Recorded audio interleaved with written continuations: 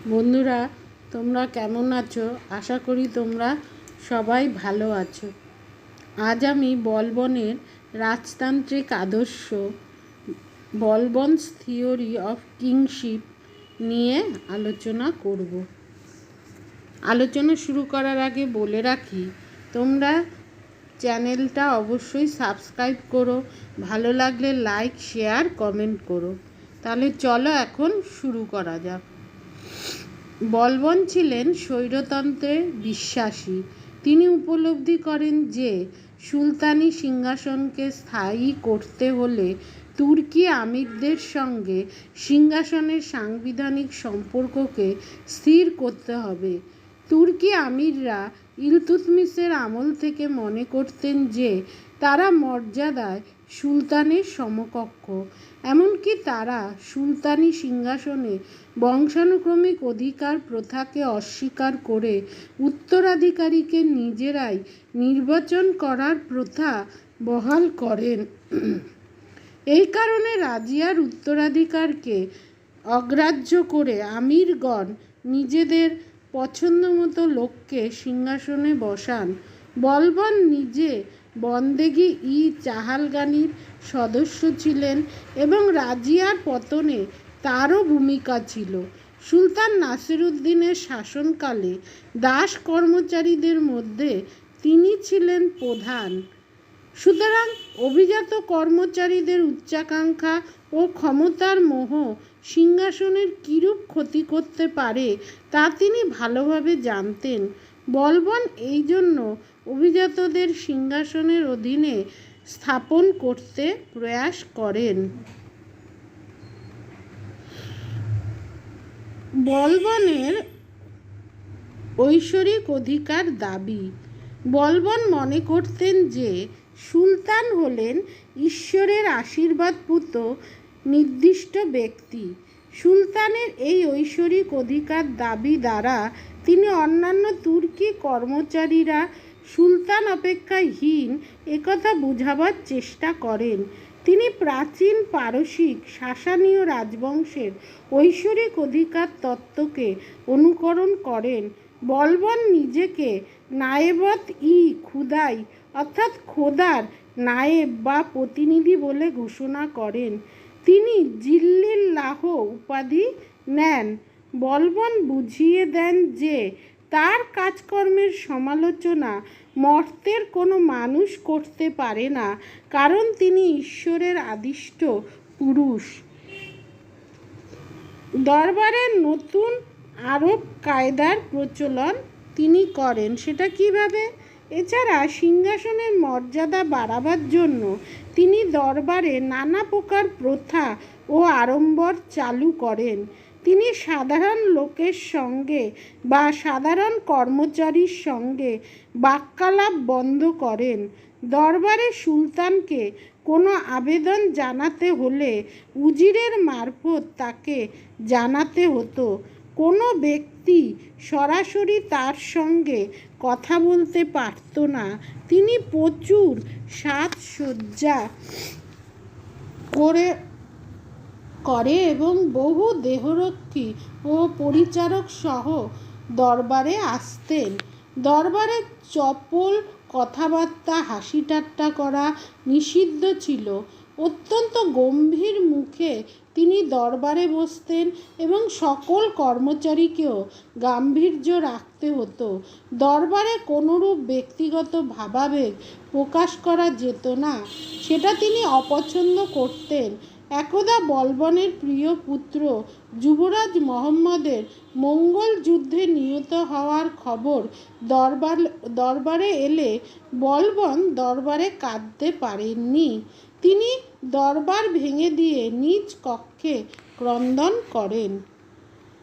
এছাড়া উচ্চ বংশের দাবি ও পারসিক প্রথার প্রবর্তন করেন। বলবন নিজেকে খুবই উচ্চ বংশজাত বলে দাবি করতেন। প্রাচীন পারসিক বীর খাকন আফরাসিয়াবের বংশধর বলে তিনি নিজেকে দাবি করতেন। তিনি সরকারি পদে, এমনকি নিম্ন পদগুলিতেও উচ্চ বংশের লোক নিয়োগের জন্য কড়াকড়ি করতেন। তিনি অবশ্য উচ্চবংশ বলতে তুর্কি বুঝতেন। হিন্দুস্তানি মুসলমান বা হিন্দুদের তিনি ঘৃণা করতেন। বলবন তার দরবারে নানা পারসিক প্রথা চালু করেন। সিংহাসনে বসার আগে তার যে সকল পুত্র জন্মে তাদের নাম মোহাম্মদ বা মামুদ রাখেন।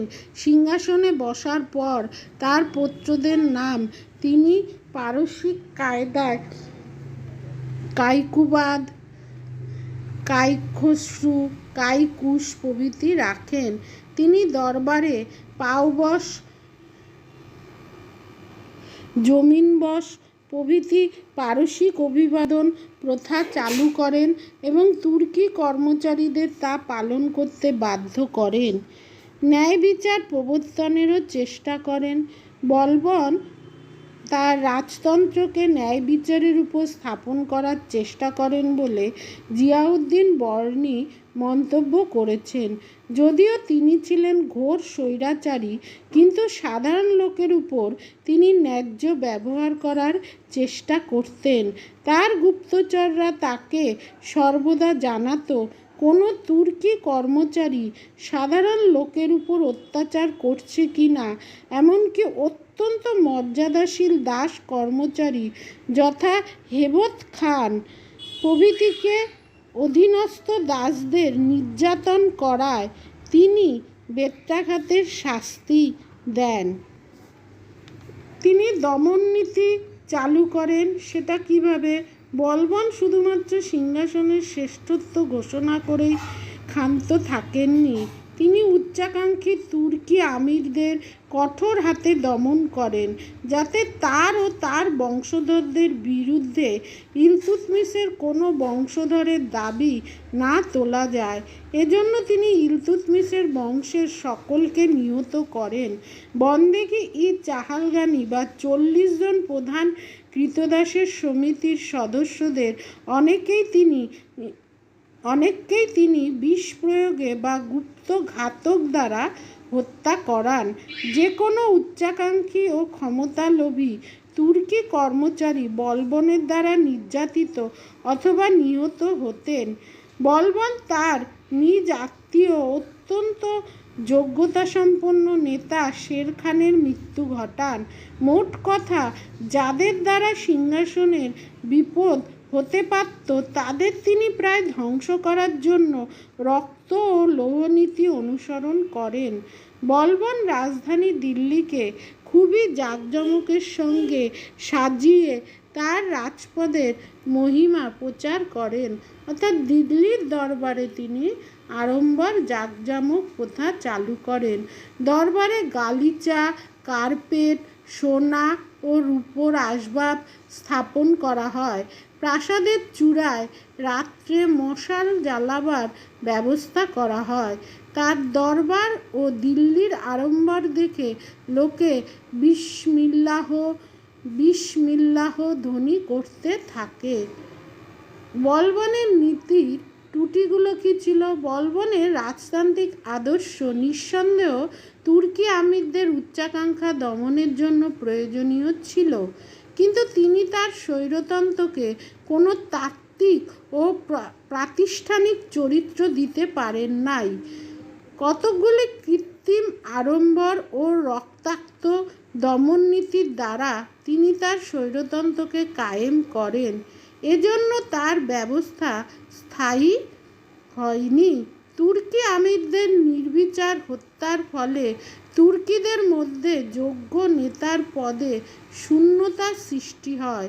তার মৃত্যুর পর যোগ্য নেতার অভাবে তুর্কি আধিপত্য ধ্বংস হয়। হিন্দুস্তানি খলজিরা ক্ষমতা দখল করে। বলবনের দূরদৃষ্টির অভাবে এরূপ ঘটেছিল বলে মনে করা হয়। তবুও তার রাজতান্ত্রিক নীতি সে যুগে এক বিস্ময়ের দাবি করে। আজ আসি, দেখা হচ্ছে পরবর্তী ভিডিওতে।